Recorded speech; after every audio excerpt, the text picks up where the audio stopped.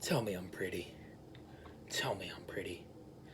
Oh my goodness, I did not even see you guys there, but you know what? We're just gonna run with it here. So in today's video, this video right now, this moment, in the present moment we are in, always so beautiful, we are gonna discuss membrane. So membrane is a thin, flexible sheet of tissue that covers and lines the body's organs and lines the body's cavities as well too. So a thin, flexible sheet of tissue covers and lines body's organs and also lines body's cavities. So there's a bunch of different types. There's one specific type of membrane is meninges. It surrounds the brain and spinal cord. If you get meningitis, it's inflammation of the brain or spinal cord, inflammation of the meninges. There's synovial membrane, which is a fluid that's in highly movable joints. So your shoulder blade here, your knees, highly movable areas. That's where we're going to find the synovial membrane and synovial fluid. Also have cutaneous membrane, which is just the skin. So we'll discuss the skin integumentary system in the future here. Excited for it. Hope you are too. But right now we just need to know that's a specific type of membrane, the cutaneous membrane. Also the mucous membrane. So mucous membrane secretes mucus, which is a thick, sticky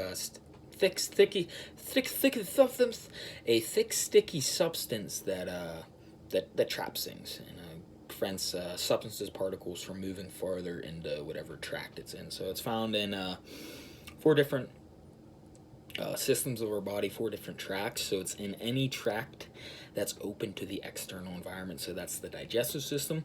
Obviously, our mouth's open to it. The respiratory tract. So a respiratory system, boom, mouth's obviously open to it. So digestive tract, respiratory tract, urinary tract. Obviously, our penis and vaginas are actually have both of them are exposed to the external environment, and then the reproductive tract for the same exact reasons there, and also the anus is involved with that. But anything that's open to the external environment is going to secrete mucus, and will in turn have a mucous membrane there. And then last but certainly not least is the serous membrane. So serous, it acts as a lubricant, allow things to move more easily, and also keeps things in place, keeps organs in place, keeps different structures in place. But serous fluid or serous membrane secretes serous fluid, which is kind of the consistency of water. It's much thinner than mucus, and as mentioned there, it's lubricates for movement, also holds things in place. The location of serous membrane covers organs of the ventral cavity and also lines the ventral cavity itself there. So ventral cavity, obviously that front portion there, it's really any organ or the lining of, or the covering of the organs or the lining of cavities.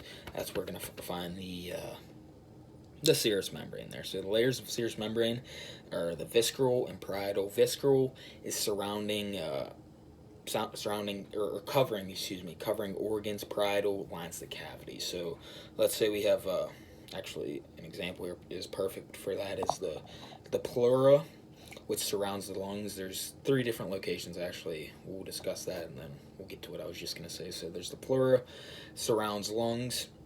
Pericardium surrounds the heart. So pericardium around the heart, and then peritoneum is any organ of the abdominopelvic cavity. So these are all going to contain these visceral and parietal layers of the serous membrane. But let's say the heart, we'll get the pericardium here. So surrounding the actual heart is going to be the visceral layer, and then lining the cavity of the ribs here, that's where the parietal layer is going to be. So visceral is like a glove around the organ, surrounds the organ. The parietal layer is going to be that secondary layer that lines the cavity of whatever it's in. In this case, it would be around the ribs there. So visceral covers organ, parietal does line the cavity. So membrane, thin flexible sheet of tissue, covers and lines body's organs and lines cavities. Meninges, synovial membrane, cutaneous membrane, mucous membrane, serous membrane.